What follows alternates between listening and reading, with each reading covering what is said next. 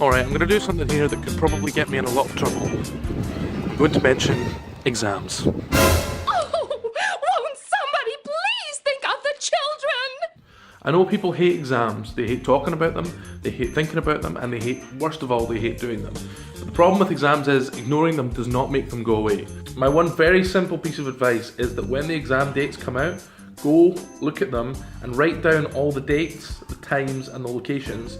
Make sure you know where everything is and make sure that you know how to get there, because there's nothing worse than on exam day when you wake up and you think, I don't know where my exam is, I don't know when it is, and I don't actually know what it is. So that's a really small thing that can help a lot.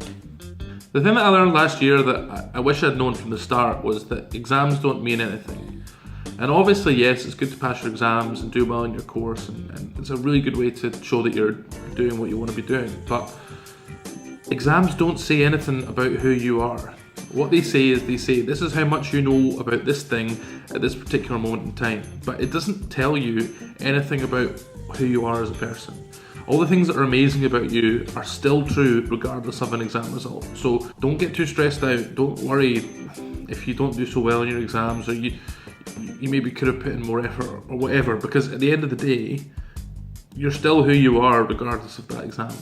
It always surprises me that people don't talk about taking breaks during exams. You can't be in the library every single day for 10 hours. It just doesn't work. In my experience, the best thing to do is to work hard for a couple of hours every day and then let yourself have some time off. If I've worked hard for a couple of hours that day, I'm not going to have much energy to do anything else. So I might as well go and do something enjoyable. Going and see your friends, having a wander in the park, or just watching a couple of episodes of your favourite TV programme. You have to do something to relax. Because if you don't, you're going to get to the end of the exam period and you're just going to be ruined. You're probably going to be studying for at least a month, if not more. So there's no way you can keep up that level of pace the whole month. You have to give yourself time to relax. You have to give yourself time to recover. So please, if you take anything away from this video, it should be that. Speaking of breaks, I think I've had quite enough of making this video, so I'm going to go and have a break, and you should too. Or maybe this is your break. Thank you for joining me, and I will see you next month. Happy Halloween.